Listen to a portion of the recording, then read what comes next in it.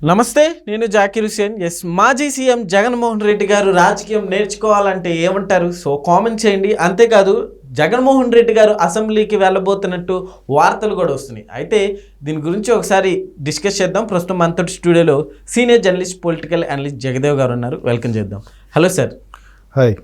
Yes sir. అయితే ఇప్పుడు వార్తలు గట్టిగా వస్తున్నాయి సార్. ఏంటంటే జగన్మోహన్ రెడ్డి గారు రాజకీయం నేర్చుకోవాలి, మరొకటి అసెంబ్లీకి వెళ్ళబోతున్నారా జగన్మోహన్ రెడ్డి గారు? సో ఏం చెప్తారు సార్?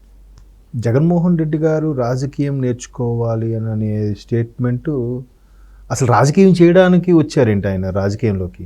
కాదు కదా. అలా అయితే ఎక్కడ కనిపించట్లేదు. రాజకీయం చేసేవాళ్ళు హుందాగా రాజకీయం చేయొచ్చు. విమర్శ కూడా ఒక దెప్పి పొడిచేలాగో లేదంటే ఒక వెటకారంలాగా ఉండాలి తప్ప బూతుల్లాగా ఫ్యామిలీల వైపు పర్సనల్గా వెళ్ళేలా ఉండకూడదుగా. అది 2019 తర్వాత మనం ఎక్కువగా చూసాము. మేబీ ఆయన అనకపో ఉండొచ్చు, బట్ ఆయన అనుచరులు లేదా ఆయన పార్టీ నాయకులు అన్నప్పుడు కూడా ఖండించలేదంటే అది ఆయన ప్రోత్సహించినట్టేగా. మరోవైపు సొంత చెల్లిని తల్లిని దారుణంగా విమర్శించినా కూడా ఎక్కడా ఖండించలేదు. పైపెచ్చు ఆయన తరపు నాయకులు కూడా ఎవరు ఖండించలేదు. అది చాలా బాధాకరం, చాలా దురదృష్టకరం. ఎందుకంటే ఎవరికైనా ఎటువంటి పరిస్థితుల్లో అయినా కుటుంబ అండే కొండంత బలం, కుటుంబం వెనక ఉంది అనేది ఉంటుంది. అందులో కష్టకాలంలో ఏ కుటుంబం అయితే మీరు జైల్లో ఉన్నప్పుడు నిలబడిందో, ఏ కుటుంబం అయితే మీరు జైల్లో ఉన్నప్పుడు క్యాన్వాసింగ్ మొత్తం తిరిగారో, మరి అదే కుటుంబం మీరు లేకపోతే లేదు నా ఇమేజ్ వల్ల గెలిచేశాను, నేనే పోటుగాడిని అని అనుకునే పరిస్థితుల్లోకి వెళ్ళిపోయారనేది చాలామంది విశ్లేషకుల విమర్శకుల అభిప్రాయం. ఇప్పుడు అదే మీరు అడుగుతున్నారు, రాజకీయం నేర్చుకోవాలిగా. రాజకీయం అంటే ఏంటి? మీకు 80sలో వచ్చిన సినిమాల్లో ఇప్పుడు టీవీలో వస్తే చూస్తూ ఉండండి. పరుచూరు గోపాలకృష్ణ గారి డైలాగ్స్ చాలా బాగుంటాయి. అసలు రాజకీయం అంటే ఏదో చెప్తాడు ఆయన, రా అంటే జా అంటే కీ అంటే అని, అది పెద్ద డైలాగ్ ఉంటుంది. ఇప్పుడు నేను అవి చెప్పలేను కానీ. సో అట్లాగా వెనక నుంచి గోతులు తవ్వుతున్నా బయటికి మాత్రం చిరునవ్వుతూనే ఉండాలి. నీ మీద నాకు ఇక్కడ వరకు పీకల దాకా కోపం ఉన్నా నమస్కారం జకీర్ గారు అనే అనాలి. Yes sir. అలాగా లౌక్యంగా చెయ్యాలి. ఎందుకంటే ఎవరి వరకు ఎందుకు? జగన్మోహన్ రెడ్డి గారు తండ్రి గారిన స్వయాన మాజీ దివంగత ముఖ్యమంత్రి రాజశేఖర రెడ్డి గారు కూడా పిసిసి అధ్యక్షులుగా ఉన్నప్పుడు ఒక ఎత్తు, ముఖ్యమంత్రి అయిన తర్వాత ఆయన యాటిట్యూడ్ కానీ ఆయన నడవడిక కానీ చాలా మారిందని చాలామంది విమర్శించే వాళ్ళు కూడా, అంటే ఆఖరికి కమ్యూనిస్ట్ భావజాలం ఉన్న వాళ్ళు కూడా అరే రాజశేఖర రెడ్డిలో ఈ కోణం కూడా ఉందే అన్నట్టుగా ఇంప్రెస్ అయ్యారు.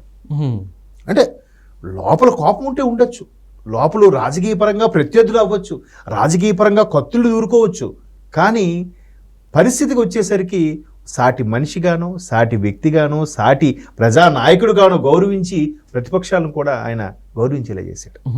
ఎక్స్ట్రీమ్కి వెళ్ళి విమర్శించలే. సో అట్లాగా ఈయన చేసుంటే బాగుండేదేమో. ఇప్పుడు ఒక్క ఛాన్స్, ఒక్క అవకాశం అనుకుని వచ్చాడు ఆయన. 2019లో గెలిచాడు.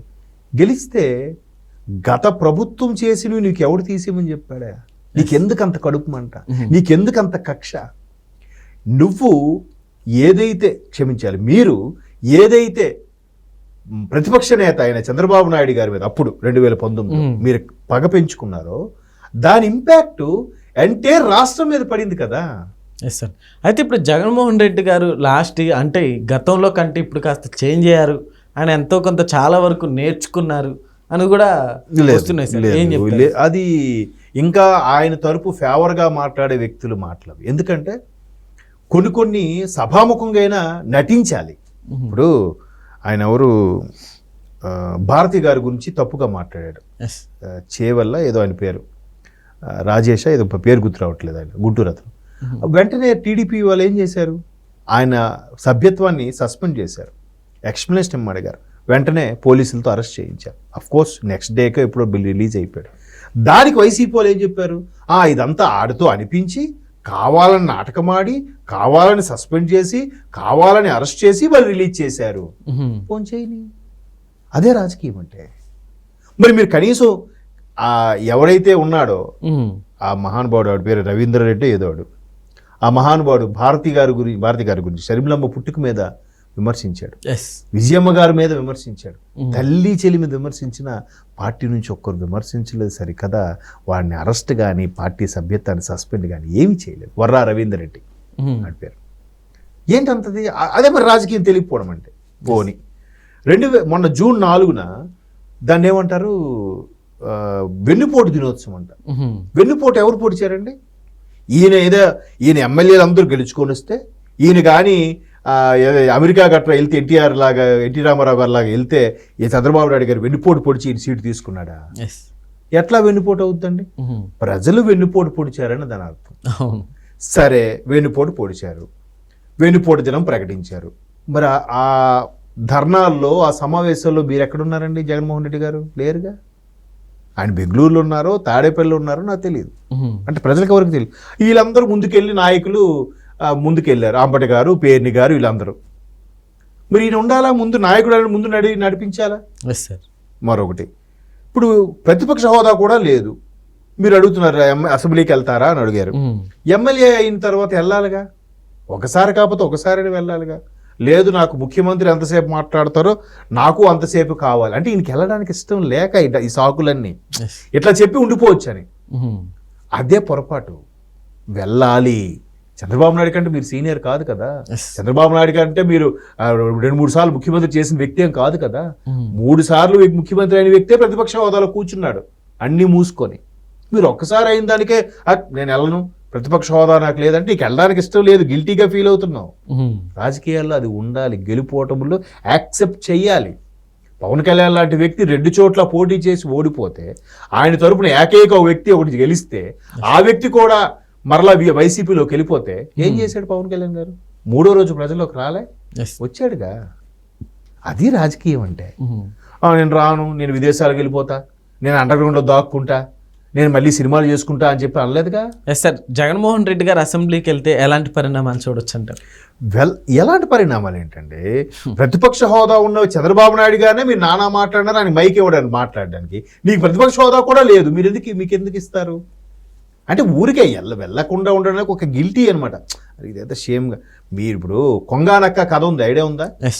ఇప్పుడు కొంగానక్క కథ అంటే, కొంగ నక్కకి భోజనానికి పిలిచిందంట. సారీ, నక్కే ముందు చిత్తులు మారు కదా, భోజనానికి పిలిచిందంట నక్క కొంగని. కొంగ మూతి పొడవు ఉంటుందండి, దానికి ప్లేట్లో పెడితే ఎలా తింటుంది? తినలేదు కదా. నిలువుగా కూజా దాంట్లో పెడితే వాడు తినడమో తాగడమో చేస్తుంది. నక్కకు మళ్ళీ రివర్స్లో కొంగ పిలిచిందంట, దీనికి కూజాలో పెట్టిందంట. నక్క మూతి దూరుతుందా కూజాలో? దూరదు కదా.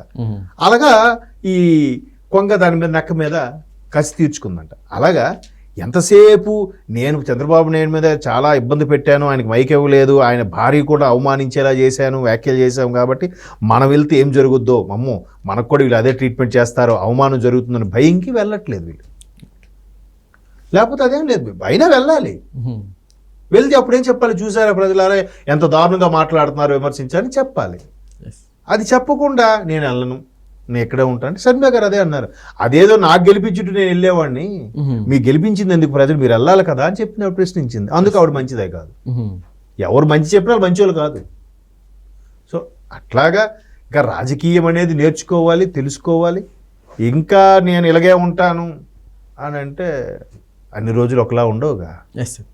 చూద్దాం మరి. ఇప్పటికైనా చుట్టుపక్కల చెప్పేవాళ్ళ మాటను వింటే, నమ్మితే బాగుంటుంది.